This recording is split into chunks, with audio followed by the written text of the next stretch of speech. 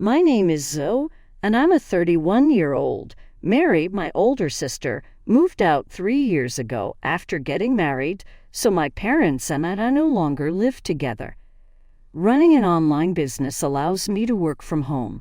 When I was in middle school, my grandfather surprised me with a computer for my birthday, and I immediately became fascinated with app development. I was pleasantly surprised by how successful it was. Unfortunately, my grandpa died 4 years ago. He shared our home and was the one person to whom I felt an overwhelming sense of closeness. I withdrew emotionally after his death. When my parents are at work, I find that I have plenty of time to myself to get things done in peace and quiet. They simply assume I spend my days playing games because they have no idea what I actually do for a living. Mary, my sister, thinks I'm stupid as well. As a child, I frequently went unnoticed since my parents preferred her. Feeling isolated from my family fueled my interest in computers. Nobody took the time to get to know me or spend quality time with me except my grandparents. They gave me a computer when I turned 15, and it was the beginning of my career path. Because my parents had never celebrated my birthday with a present, I was really touched by this. With the passing of my grandparents, I feel as though I no longer belong anywhere else in this house than my room. I don't despise my parents despite their imperfections. Since they brought me up, I do my best to pitch in around the house. My mom knocked on my door one Thursday morning and said, "Zoe, is breakfast ready?" Noon has passed. "Indeed, it is being considered," I responded. Most of the housework has fallen on me since my grandpa passed away.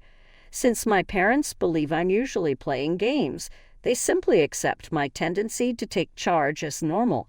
Everything from cooking to cleaning to laundry and grocery shopping is on me. You saw your dad, didn't you? He left after having breakfast early. Mom said, "Dad's gone out again, huh?" "Yes," I said. Over the past few Saturdays, Dad has begun to depart early. My parents rarely argue, but my dad has a hard time saying no to Mom, so he often departs early to avoid her hectic schedule. This is merely my opinion, as we haven't had any meaningful communication since middle school. Mom indicated that Mary and her family were planning to visit today at about noon. "Mary's coming?" I inquired, slightly taken aback. "She's your sister, so there's no need to be surprised. You two haven't laid eyes on each other for quite some time, have you?" "It has certainly been some time." I mentioned that I believe this was her first visit home since getting married. Mary hasn't been to our house till recently, despite the fact that she was married 3 years ago and has dined out with Mom and Dad. Our parents traveled to see Mary instead of her returning home while she was pregnant. Something major must be happening for her to show up at this hour. I thought to myself, she must have a good reason to show up, doesn't she? My mind wandered to that. "There is something she wants to discuss," she said. "My mom warned me to make a lovely lunch because she's coming after a long time." "Sure thing," I responded. Meeting my nephew was exciting, however, it did make me a little nervous. On the other hand, Mary had never warmed up to me before. I went to Mom and requested, "Could I get this month's food money?" I noticed I hadn't gotten it yet. "I'm going shopping right now." "Wasn't it your dad who gave it to you?" she said. "He advised me to approach you," I remarked. Mockingly, she scowled. "My belongings are quite sparse. The previous month, I only paid you $100. Here is $50, she said, slapping the cash onto the table. "But I need the full amount this month." I muttered to myself, "You would not be experiencing these problems if you worked correctly. How much longer will you persist in squandering time?" She retorted angrily. I mentioned that I am employed. I attempted to clarify. "Please don't make explanations. I don't care. Playing games for pocket money is all you're doing. You can't even live on your own, so there's no need to talk about working," she remarked with a stern tone.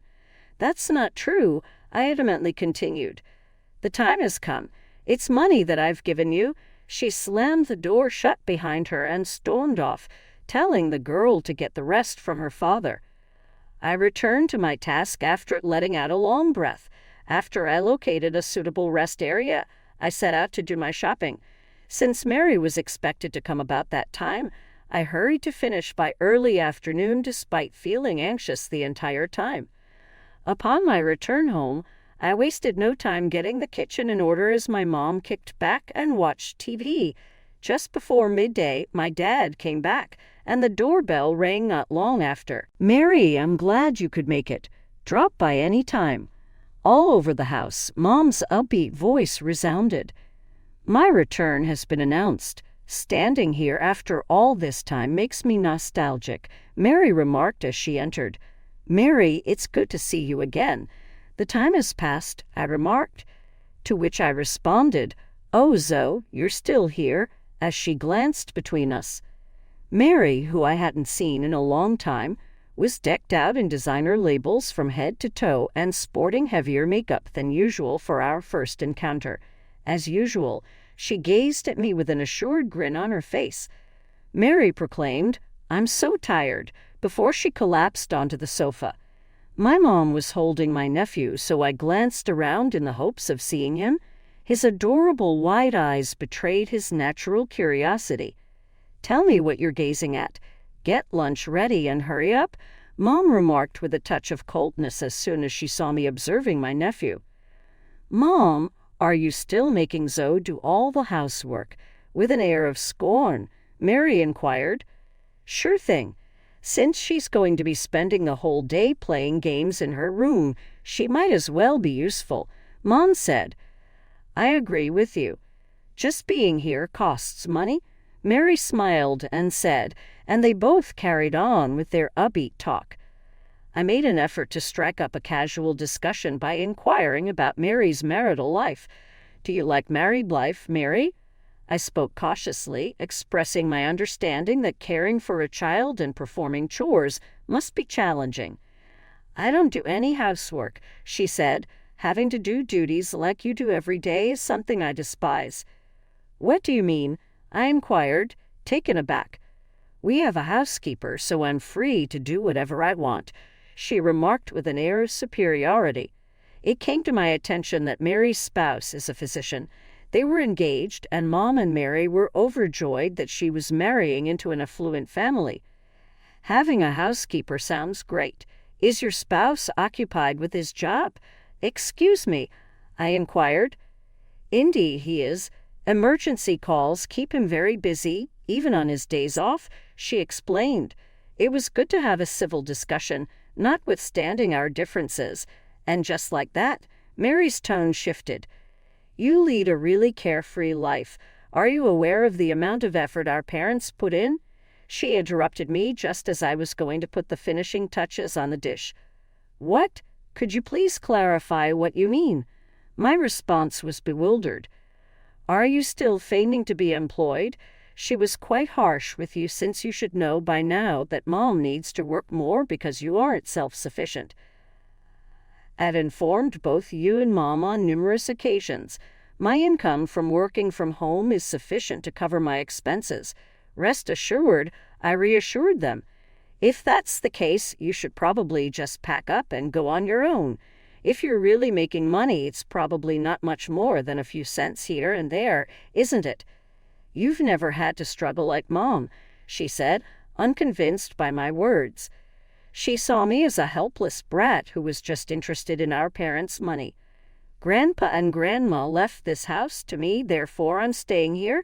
For me, this place holds countless cherished memories," I responded. "For some reason, I still can't believe you're around here." She expressed her distaste for staying in an old house. "Even though it's an older house, we made certain modifications so Grandpa could move about more easily when we remodeled it for him. I don't find it inconvenient because the kitchen and bathroom were rebuilt and we have better appliances." She may have felt irritated by their ways and hence has no relationship to this area, even though our grandparents adored Mary too. It was the ideal decision for someone like me to marry into a wealthy family. But that's just not going to happen, Mary continued, and Mom couldn't help but join in the laughter. You won't be able to live independently, get married, or even show us grandchildren. You're simply not useful," Mom remarked. Marriage isn't everything, in my opinion. Attempting to maintain composure, I stated, "I earn my own money, and that's fine with me." "Please just stop saying that and stop being dishonest. Your lies are getting old for Dad, Mom, and me," Mary stated with a chill. That very moment, my nephew began to sob, and my mom gave me a furious look. I turned away from her stare and returned to the kitchen, where I continued to grumpily make lunch in quiet. After realizing there was no need in continuing to explain things to Mary or Mom, I stopped trying. Mary continued to devour all of my made meals despite her criticisms. I had heard she had some urgent business to attend to that night, but she had failed to bring it up before she departed. Having said that, I did observe an oddity in her actions. The rooms on the upper floor, the bathroom, and the kitchen were just a few of the places she continued to search. We had been slowly renovating these areas since she left, so her meticulous scrutiny looked strange. However, she departed silently, leaving me to ponder our future encounter. My mom got up and started talking the following morning while I was preparing breakfast. "Get the house in order and have supper ready for next Thursday. James, Mary, and the kids are on their way. The couple paid us a visit yesterday. What brings them back? Why is her husband also going to be there?" I inquired, taken aback. "You shouldn't be surprised. Remember to keep your calendar available, because Mary mentioned that they have an important matter to discuss, and you too. All I can say is that I'm looking forward to seeing the kids again," Mom said. Anxiety gripped me. It was unexpected that Mary, who hadn't been back since her wedding, would be returning so soon, this time accompanied by her husband. It didn't feel right, and I couldn't understand her true motives. It was already being discussed between Mary and Mom, and I had no idea.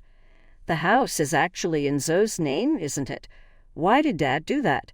Mary inquired. She said, "Rest assured, the only way to get Zoe to stay is to treat her like she's a burden. This place should be ours to live in," Mom said. Thursday arrived unannounced due to my overwhelming workload. James, Mary's husband, came to introduce himself before their wedding. It was our last encounter. It was his father who had influenced him to pursue a career in medicine. There was an icy quality to him, despite his good looks. His mother's joy at learning he was the son of a doctor made her welcome him with open arms. However, James had not paid us a visit since then, and we had not seen him until now. I had already laid the table for dinner when my nephew James and Mary came. Since our last encounter 3 years ago, James appeared to have shed a few pounds. Mary trailed behind me as I made my way back to the kitchen. "Did you pick up these side dishes from a supermarket?" inquired her.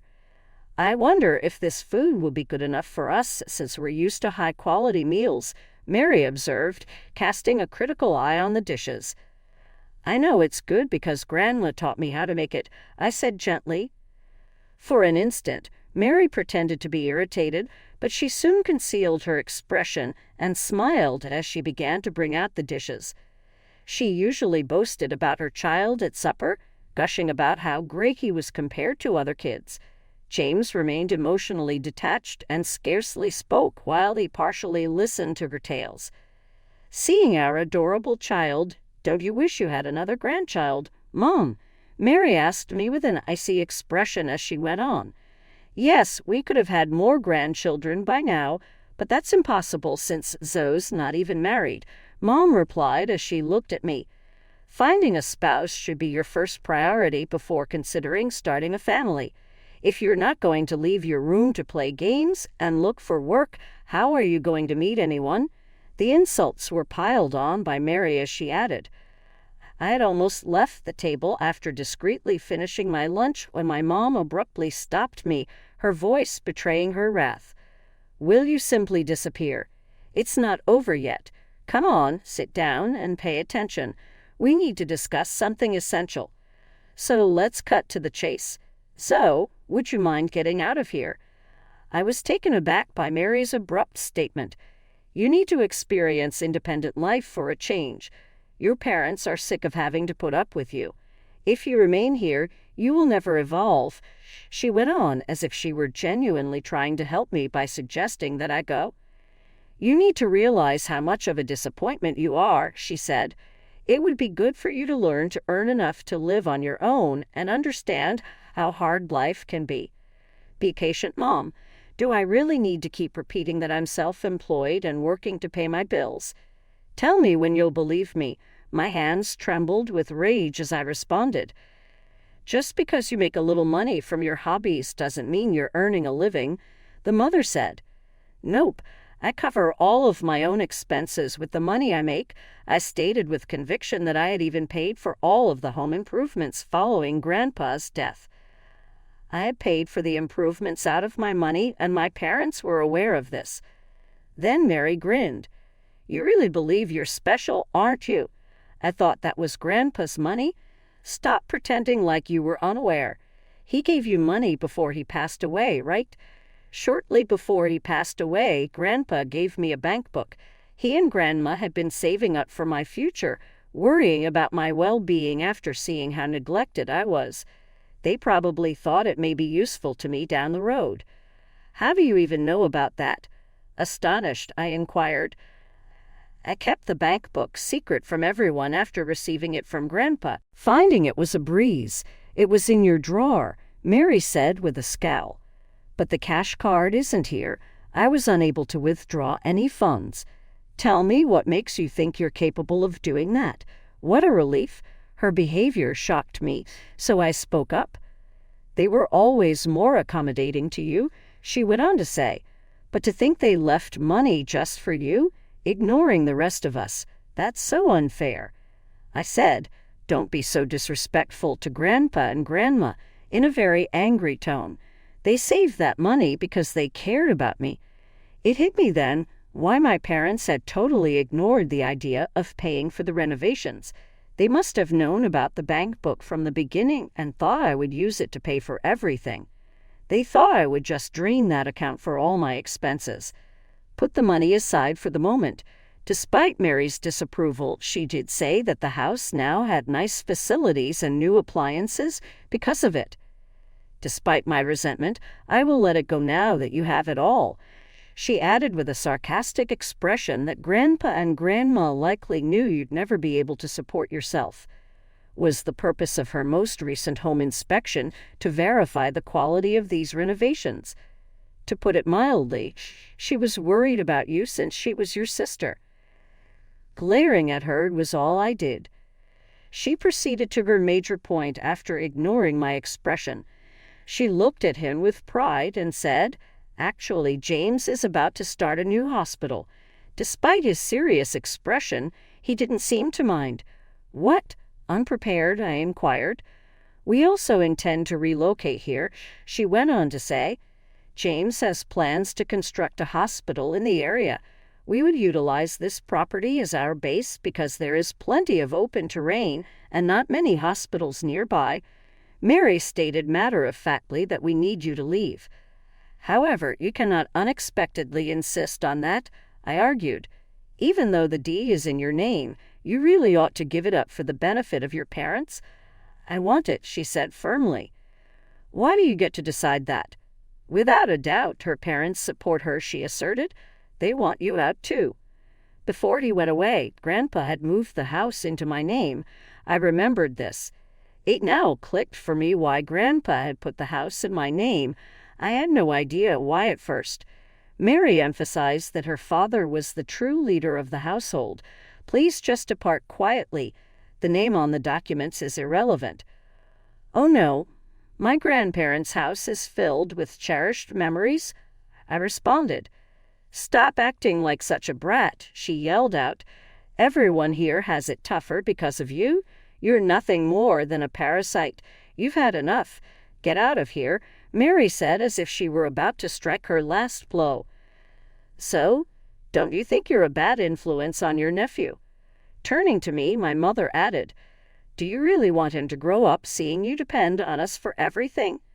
My dad was staring down at his phone the whole time, and James did nothing more than sit quietly and listen. I knew then that they wouldn't pay attention to a word I said. I had to leave this poisonous environment. "All right, then. Go to your room if you want to," I told her. Despite my rage, I forced myself to remain rational while I considered my options. I decided something that night. After Mary's family departed the following morning, I went downstairs to discover that the house remained in a state of disarray from the previous night. My folks hadn't woken up yet. Going to a neighboring cafe, I retrieved my laptop and set out to strategize. My mother's incessant messages and calls requesting that I return to prepare breakfast soon began to ring my phone. Staying concentrated on my strategy, I paid them no mind. I was able to book a moving company the very same day after doing some research. Coming home at a time when I knew my folks would be at the office was my strategy. I felt a mixture of relief and annoyance because the house was a disaster after only a short time without me. A truckload of movers showed up not long after that. One of the movers inquired, "Which items are we taking?" "All the things I purchased," I responded. The movers wasted no time loading up my entire apartment with my possessions, including large equipment like the dishwasher, refrigerator, and microwave, as well as smaller ones like the plates. The house felt weirdly depressing and vacant once they finished. I was no longer interested in being here, even if the house was technically still mine. I felt liberated and assured that I hadn't squandered my grandparents' love and care when I departed. My irate mother called that night. "What is happening? The appliances have all disappeared. Were they taken by you?" "Affirmative, I did," I said.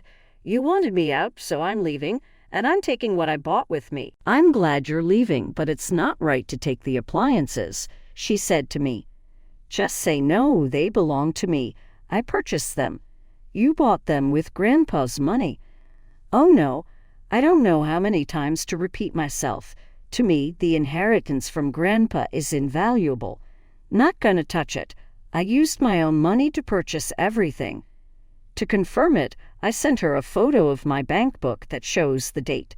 The balance should have been cleared as I had just withdrawn $170. "You're horrible to do this to your own parents." "All right, then. Your appliances are unnecessary for us.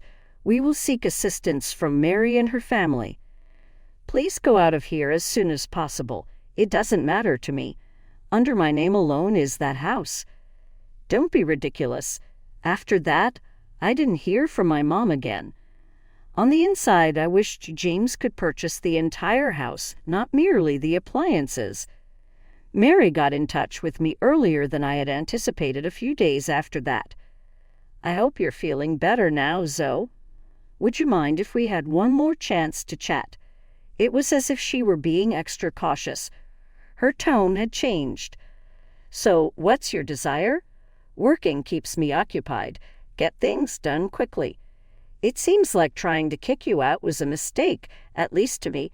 Because we are relatives, shouldn't we share a home?" "Now that you've called me a parasite, you're interested in discussing family?" "I strongly disagree." "You guys have moved in already, haven't you?" "Yes, we moved in yesterday, but there have been some problems." "Oh, regarding James, the hospital let him go, didn't it?" "Yes, I am aware.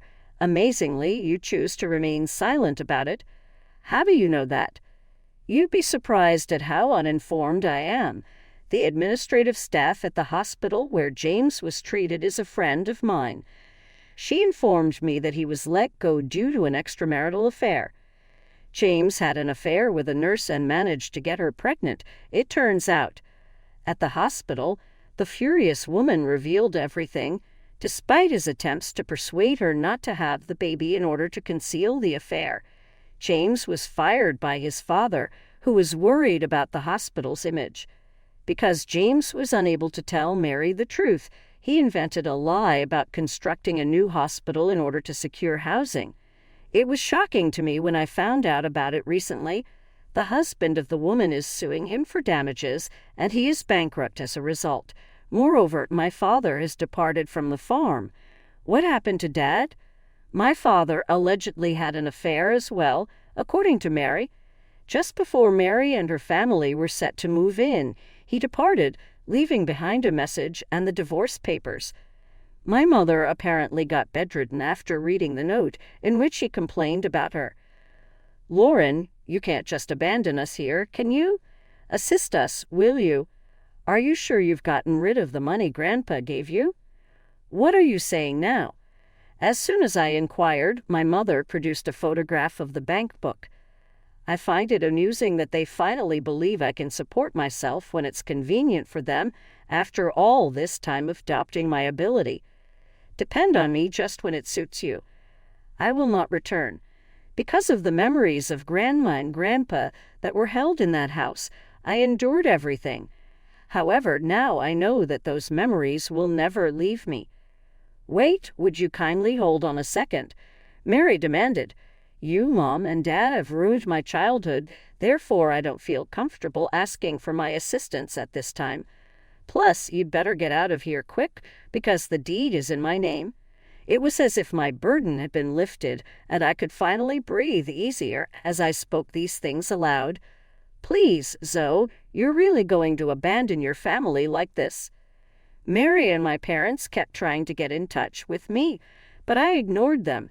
They persisted for the first 4 months, but then they gave up, and now I can go about my day without interruption. Mary and James allegedly borrowed money to start a hospital, but they're already seeing no patients, likely due to the negative reports created by James's affair partner. The shock of my dad's departure caused my mom to acquire depression, and she is currently hospitalized. I made the decision to sell the house when I moved out and actually followed through with it. Mary and her family were forced to relocate to a neighboring flat after seeing the for sale sign. I no longer care about their struggles. They have bills and no patience. My nephew is innocent, therefore I pray he finds happiness. My job is going swimmingly, and I'm even growing my company. My grandparents have always meant a lot to me, and I pray that I can find a home for the rest of my life. For the rest of my life, I intend to enjoy every moment to the utmost.